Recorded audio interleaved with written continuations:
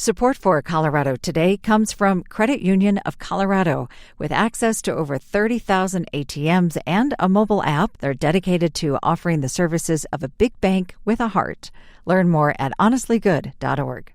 Support for Colorado Today comes from Safeway. Shop Safeway's brands and get high-quality essentials for low prices. From Signature Select, Lucerne, and O Organics, you can save more on your favorites. Get started at Safeway.com or in the Safeway app. It's good to be back. I've just returned from a trip to see family in rural Tanzania. It's beautiful there, but as you might imagine, there are certain comforts here in Colorado I'm glad to return to. I hope your summer is also going well.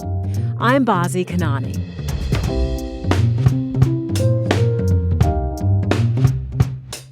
Coming up, wildfires have threatened neighborhoods this week and closed a national park. The first priority is to protect human life. You'll get the info you need on the fires across the state. Then, most camps are in wilderness areas, and so there are some risks that come with that. How summer camps in Colorado manage the risks of fires, floods, and other natural disasters. And imagine living life on the road. I think I love everything about circus. The fact that we are touring, the smell of the big top, the smell of the popcorn. You can see Cirque du Soleil's stars in Denver now. It's Wednesday, July 16th. Here's the news in Colorado today.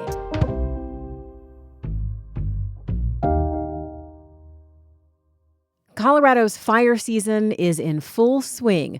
The fires burning on Colorado's western slope are mostly in remote places, but they're growing, and metro areas are feeling some effects.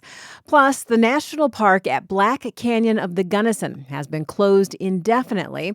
Also, a fire that flared up on the Front Range was put out quickly with the help of a decision that the county made a few years ago. We're going to catch you up with CPR climate editor Tegan Wendland. Tegan, welcome to Colorado Today. Thanks. It's my first time. I'm excited to be here. I've been here just a month on the job, and I'm getting the trial by fire this week. Literally. It is a little similar to hurricanes, though, which I covered for more than a decade in Louisiana. Let's talk about the fire at the national park first. What's the scene like there?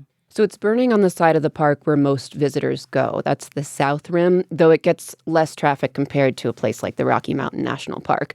I've heard it's really beautiful, though, and I wish I'd had a chance to visit before this fire.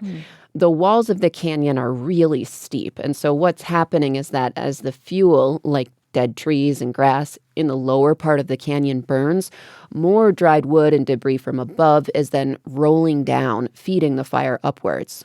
How was that fire started? So like most of the fires burning across western Colorado right now, it was started by lightning.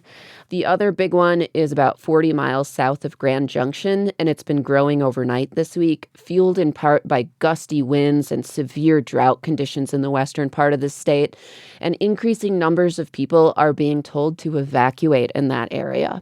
That includes Michaela Smiley, who was rushing to get her family and animals away from the Turner Gulch fire. Oh gosh, we have animals all over the place. We have 2 horses with my husband's coworkers. We have our 6 ducks with a vet tech from Canyon Country.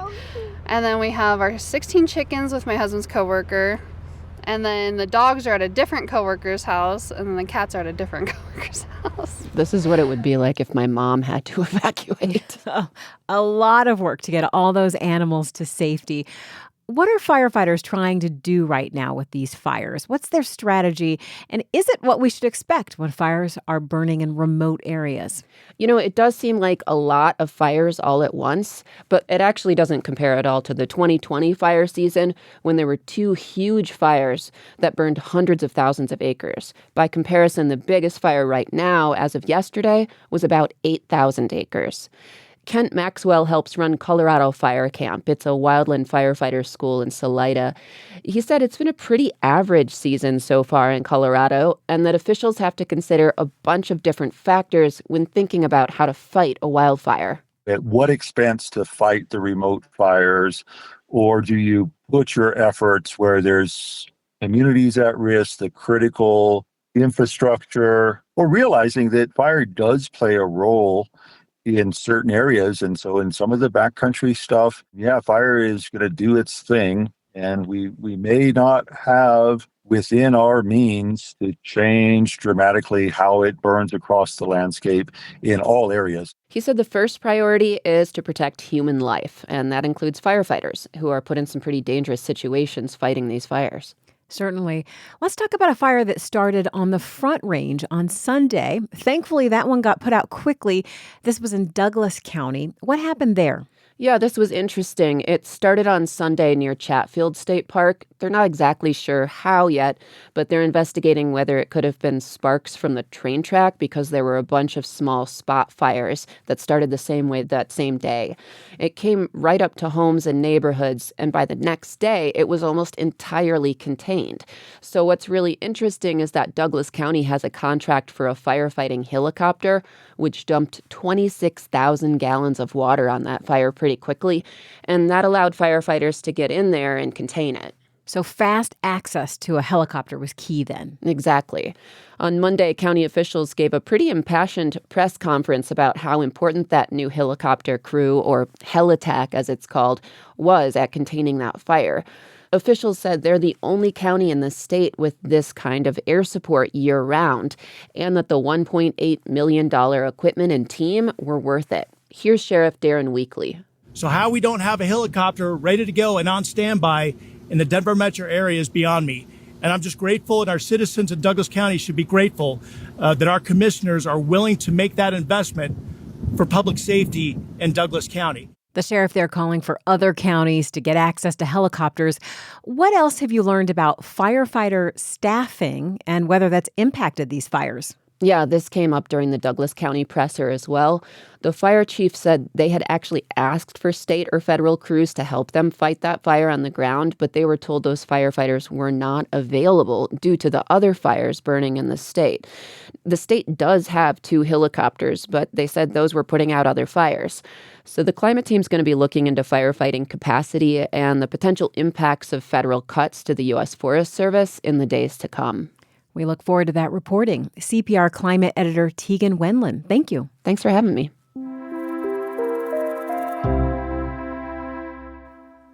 The chance for wildfires is one thing on the minds of people running summer camps here in Colorado.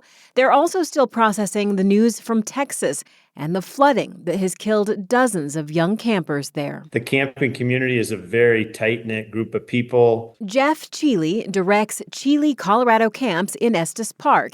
He's been in touch with friends in Texas this month. I couldn't imagine what they were experiencing as they were going through that. It was heart-wrenching. We asked Cheeley to help us understand if camps here could prevent a similar tragedy from happening. Most camps are in wilderness areas. That's what makes camping such a wonderful experience. And so there are some risks that come with that, whether it's floods or forest fires or other natural disasters. 3 generations of his family have been managing those risks while operating summer camps since 1921. My dad loves to tell the story about the 76 Big Thompson flood. I was very young at the time, and we have 2 units that are closer to the Big Thompson. So, we evacuated those 2 units. We had to fly out their luggage. It was a very different time where there was just no way to alert people. Fortunately, Cheeley says these days there are better technologies to get alerts and communicate them faster, even in the middle of the night. Our properties are all, relatively close. We've got bells in different ways that we can notify our campers that are on property. Those of us that are in leadership roles will have our phones available throughout the night and have it set up so that if, Larimer County calls, we would get those. So there still is some technology there, and there's still people available to kind of act quickly. His campers also get prepared with a fire drill held on the first day of camp. Despite the risks, he's enthusiastic about the benefits of camp. Children at camp are learning how to build community. They're meeting people from all around the country. They're learning how to do hard things. Cheeley's advice to concerned parents is to make sure your kid's camp has experienced leadership and that it's accredited by the American Camp Association because that requires specific emergency plans and procedures. I think all of us that operate camps realize that there are inherent risks in the programs that we do, And we also realize that the benefits and the growth that's happening is amazing. Have you ever been curious about what it's like to live a life on the road with a circus? I think I love everything about circus.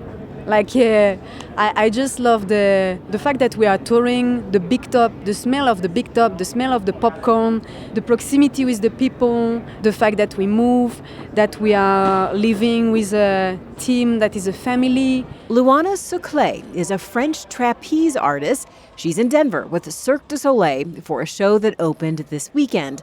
The company has set up its home on the sprawling parking lot outside Ball Arena. And it all began with a push. Okay, guys, remember, keep the base on the ground. We're gonna push the yellow line. 2, 3, 4. The lot filled up with giant poles, machinery, and lots of circus folks raising the blue and white striped big top. We're pushing up our big top and making a big statement that we arrived in town. That's Kevin Albert, senior publicist for Cirque du Soleil. The cast includes a juggler named Henrik Varesh, who's a 6th-generation circus performer. Since I was born and raised in a circus family, I had a lot of different skill sets. Like tightrope walking and handstands. Then he found juggling. I really picked up on it very fast, and I was mostly self-taught because nobody around in my circus family was doing juggling. He also caught the travel bug from his family. I love it and sometimes hate it. I get to see the true world. I've almost never been stationary in my life. Every few months or few weeks I've been in a different city, different country since I was a kid. The Cirque du Soleil production that's in Denver now is called Echo. Like other Cirque shows, it has high-flying acrobatics with artistic choreography. It also tells a story. This one is about a young girl named Future and her dog. Varesh, the juggler, plays the dog. The show follows their journey through trapeze, bungee jumping, flying props, live music, and animal costumes. The trapeze artist we met, Souclé, learned her skill from her dad, who was inspired by an old video of a Russian artist. When I was 14, I decided to learn his discipline with him. So we practiced together, and then I trained for many years with him and finished my formation with the École Nationale de Cirque in Montreal.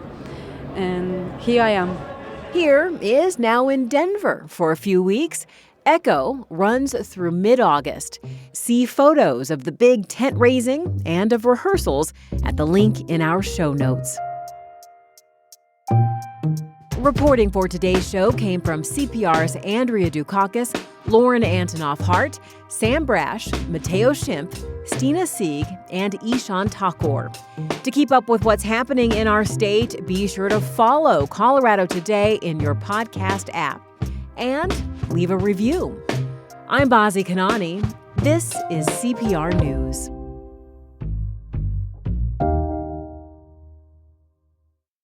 Support for Colorado Today comes from Credit Union of Colorado. With access to over 30,000 ATMs and a mobile app, they're dedicated to offering the services of a big bank with a heart. Learn more at honestlygood.org. Support for Colorado Today comes from Safeway. Shop Safeway's brands and get high-quality essentials for low prices. From Signature Select, Lucerne, and O Organics, you can save more on your favorites. Get started at Safeway.com or in the Safeway app.